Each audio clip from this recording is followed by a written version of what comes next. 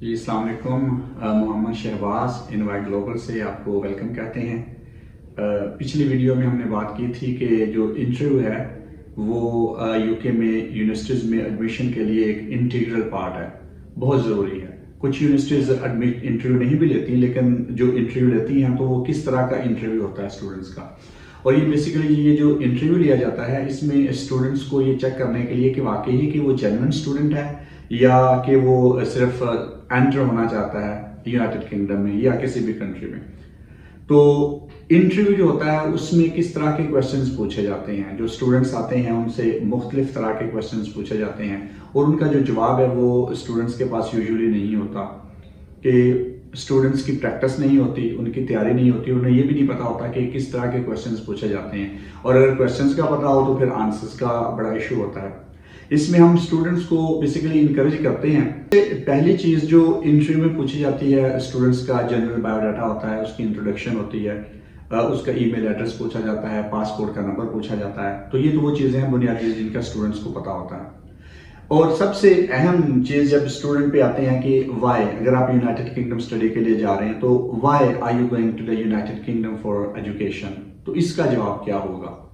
अब इस पर स्टूडेंट्स के पास यूजुअली कुछ नोट्स होते हैं जो उन्होंने ऑलरेडी कोई रोड लर्निंग की होती है, रट्टा लगाया होता है, देखे होते हैं। तो एक मखसूस किस्म का आंसर होता है जो कि वो तमाम स्टूडेंट्स प्रोड्यूस कर रहे होते हैं।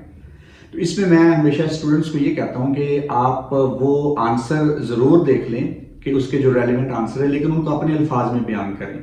यानी कि सेंटेंस जो मेकिंग है वो स्टूडेंट्स की अपने खुद होनी चाहिए ताकि वो जेन्युइन लगे।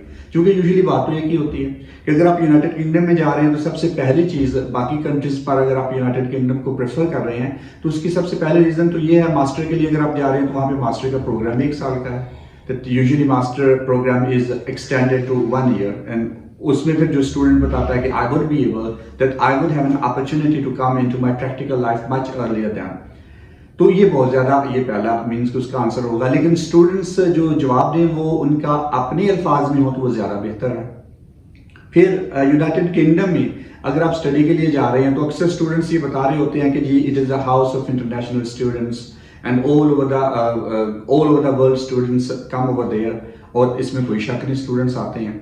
तो क्यों आते हैं, उसकी रीज़न क्या है। देखिए, जो भी स्टूडेंट जब आप जा रहे हैं वहाँ पढ़ने के लिए तो आपकी जो प्रायोरिटी है ना वो स्टडी है। तो आपका जो भी आंसर हो, जो भी आपका क्वेश्चन हो, क्वेश्चन का आंसर हो, वो उसको बेस करता हो कि किस तरह से आपकी वो स्टडी को, आपकी एजुकेशन को इंडोर्स कर रहा है। कि आप वहाँ पे प्राइमरीली जा रहे हैं तो वो स्टडी पर्पज़ के लिए जा रहे हैं। और स्टडी पर्पज़ के हवाले से अगर हम देखें तो हम यूनाइटेड किंगडम में अगर हम कंपैरिजन में चले जाएं तो देखिए वहाँ पे प्रैक्टिकल बेस्ड लर्निंग होती है कि स्टूडेंट्स को प्रैक्टिकलिटी में लाया जाता है ताकि वो अपनी प्रैक्टिकल लाइफ में जाएं तो बेहतर अंदाज में अपनी जो ऑलरेडी लर्निंग की होती है तो वो कंटिन्यू करें, उन्हें एक्सपीरियंस की बहुत ज़्यादा ज़रूरत ना हो। फिर यूनाइटेड किंगडम में जो स्टूडेंट्स जाते हैं वहाँ पे एक्लेमेटाइज होना, कि यूजुअली जो स्टूडेंट्स किसी फॉरेन लैंड में जाते हैं तो they find it hard to acclimate themselves और acclimate themselves in that particular situation. तो यूनाइटेड किंगडम में हमारे पास ये भी एक बड़ी अच्छी उसका आंसर, रीजनेबल आंसर बनता है कि स्टूडेंट्स बेहतर तरीके से एक्लेमेटाइज हो जाते हैं वहाँ पे। और फिर आप देखें तो चूंकि it is a house of international community, people, students all over the world, across the globe visit करते हैं, वहाँ पे आते हैं। तो स्टूडेंट्स के पास एक अपॉर्चुनिटी होती है, एक मौका होता है to interact with different cultures. तो ये भी एक लर्निंग का प्रोसेस है। अगर आपसे पूछते हैं कि अगर students all over the world आ रहे हैं वहाँ पे डिफरेंट कल्चर से तो आपको उसका क्या फ़ायदा होगा। देखिए, लर्निंग है, कुछ करिकुलर लर्निंग है, कुछ एक्स्ट्रा करिकुलर लर्निंग है। तो इस तरह से आप अपने क्वेश्चन को, जो आंसर को, वो उनको बेहतर अंदाज में पेश कर सकते हैं। अच्छा, फिर आपने, लाजमी बात है कि जो आपने सिर्फ यूनाइटेड किंगडम को तो नहीं स्टडी किया हुआ या सर्च किया हुआ, और आपकी जो रिसर्च है वो शो करे कि यूनाइटेड किंगडम के अलावा आपने ऑस्ट्रेलिया को, कनाडा को, किसी यूरोपियन कंट्री को लाजमी आपने स्टडी किया हुआ, रिसर्च की हुई है और उनमें देखा और उनके साथ आपका कंपैरिजन करते हैं हम। जब आप कंपैरिजन करते हैं तो जो चीज़ बेहतर है कंपैरिजन में हम उस चीज़ को यूजुअली पिक करते हैं। तो उस कंपैरिजन करके आपने बताना है कि यूनाइटेड किंगडम में मैं क्यों जा रहा हूँ। अच्छा, फिर आप स्पेसिफिक हो जाए कि जब आपने यूनाइटेड किंगडम में आ रहे हैं तो फिर वहाँ पे आपने जो यूनिवर्सिटी सेलेक्ट की हुई है ये क्यों, इसके अलावा कोई और भी यूनिवर्सिटी क्या आपने सिलेक्ट की है, क्या और भी किसी यूनिवर्सिटी को ब्राउज किया आपने? और डेफिनेटली स्टूडेंट के पास इसका जो आंसर है वो तभी वो उन्हें सेटिस्फैक्ट्री आंसर दे सकेगा जब उसके पास 2, 3, 4 और रिसर्चेज होंगी। पहले तो आप 2-3 कंट्रीज का कंपैरिजन करें और दूसरा यूनिवर्सिटी का दूसरी 2, 3, 4 यूनिवर्सिटीज में कंपैरिजन करें और उनमें जो सबसे एक अहम बात होगी कि जो आप कोर्स ले रहे हैं आप बताएं कि वो जो कोर्स है जो आपकी यूनिवर्सिटी ऑफर कर रही है, सबसे अहम चीज है कि वो कोर्स इस यूनिवर्सिटी में हो रहा है और बाकी जिस यूनिवर्सिटीज में मैंने सर्च किया है वो मेरा रेलेवेंट कोर्स नहीं है, एक चीज। और दूसरा जो प्रॉम्प्ट रिप्लाई होता है, कुछ यूनिवर्सिटीज होती है आप उन्हें अप्लाई करते हैं, आप स्टूडेंट अपने डॉक्यूमेंट्स में भेजता है तो वो फौरन उनकी वो आगे से मेल आ जाती है, यानी कि उनको कंडीशनल ऑफर लेटर मिल जाता है। तो ये भी आप बता सकते हैं कि चूंकि इन्होंने ये यूनिवर्सिटी मुझे प्रॉम्प्टली इसने रिस्पॉन्ड किया और इसको स्टूडेंट्स के साथ, और खास तौर पे एक प्रॉम्प्ट रिस्पॉन्स के अलावा जो सबसे अहम चीज है वो जो यूनिवर्सिटी की जो फैसिलिटीज हैं स्टूडेंट्स के लिए, ये बहुत मैटर करती हैं। यूनिवर्सिटी को सर्च करें, उस यूनिवर्सिटी को उसकी फैसिलिटीज देखें जो कि वो स्टूडेंट्स को फैसिलिटेट जिस तरह से करती है, ये आपके लिए एक बेहतर एडवांटेजेस सॉर्ट ऑफ थिंग होगी। अच्छा, फिर आपको उसके जो कोर्स मॉड्यूल्स है उसके बारे में बड़ी हैंडसम इंफॉर्मेशन होनी चाहिए, बिल्कुल कॉम्प्रिहेंसिवली आप प्रिपेयर्ड हो कि आपके मॉड्यूल्स कौन से हैं, सारे मॉड्यूल्स का पता हो और उनमें से आपके लिए अगर कोई चैलेंजिंग मॉड्यूल है तो ये पूछते हैं कि मुश्किल कौन सा होगा, डिफिकल्ट कौन सा होगा, इजियर कौन सा होगा जो आपके लिए इजी होगा। तो इस पर भी स्टूडेंट ने खुद जब तक रिसर्च नहीं की होगी तो मैं स्टूडेंट्स को इस चीज पे फोकस करवाता हूं कि आपकी जो रिसर्च है ना वो खुद करें, मॉड्यूल्स के ऊपर, यूनिवर्सिटी के ऊपर, अपनी एकोमोडेशन के ऊपर। ये तमाम चीजें क्वेश्चन इंटरव्यू का हिस्सा होती हैं, इंटरव्यू में ये चीजें पूछी जाती हैं। अगर स्टूडेंट की अपनी रिसर्च है तो वो बड़े बेहतर अंदाज में अपने आप को डिफेंड कर सकता है। मॉड्यूल्स के बाद हम आगे देखते हैं कि बड़ी एक इंपॉर्टेंट जो इसका सेगमेंट होता है इंटरव्यू का वो ये है कि we all know that education in the United Kingdom is comparatively expensive as compared to your own country, home country. अच्छा, अब आप अपने एक्सपेंसेस को कैसे मीट करेंगे? आपको स्पॉन्सर कौन कर रहा है? क्या आप खुद कर रहे हैं या आपके घर वाले कर रहे हैं? कौन कर रहा है? तो ये एक बड़ा इंपॉर्टेंट क्वेश्चन है जो कि स्टूडेंट इसके लिए मुकम्मल तौर पे प्रिपेयर्ड होना चाहिए। कि आजाद डेफिनेटली बात है कि जो स्टूडेंट होता है उसका जो फादर है यूजुअली हमारे इस ओरिएंटल सोसाइटी में, और वैसे भी जो फादर होता है वो स्पॉन्सर होता है, वो स्पॉन्सर कर रहा होता है। आपकी जितनी भी फाइनेंस है वो उसकी जो फंडिंग है वो आपके फादर करते हैं। अच्छा, जब फंडिंग करते हैं तो अगला क्वेश्चन करते हैं कि आपके फादर का बिजनेस क्या है, काम क्या है, सोर्स ऑफ इनकम क्या है।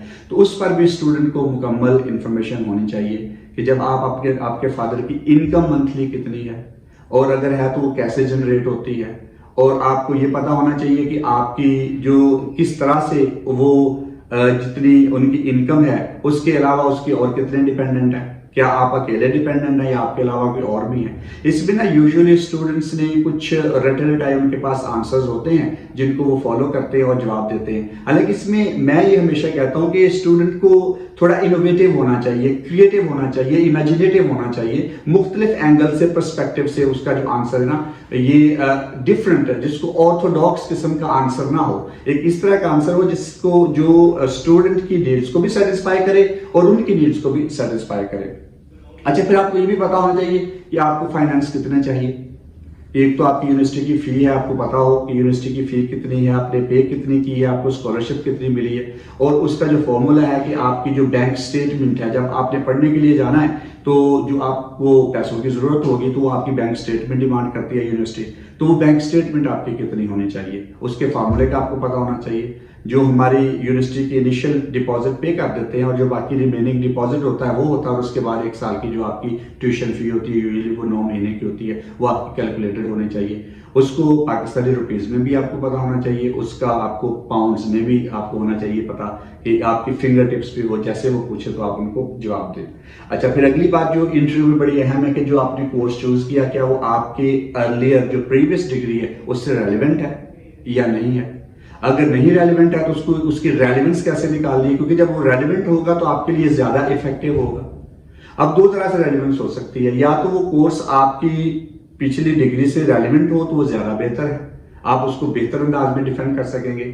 और नहीं तो दूसरा ये है कि अगर आप जॉब करते हैं तो उसको जॉब के साथ रेलिवेंट कर दें कि ये मेरी जॉब में, जब मैंने प्रैक्टिकल लाइफ में आया हूँ तो मैंने रियलाइज किया कि मुझे इस कोर्स की या इस डिग्री की अशद ज़रूरत है और मेरे लिए इंटीग्रल हो चुकी है।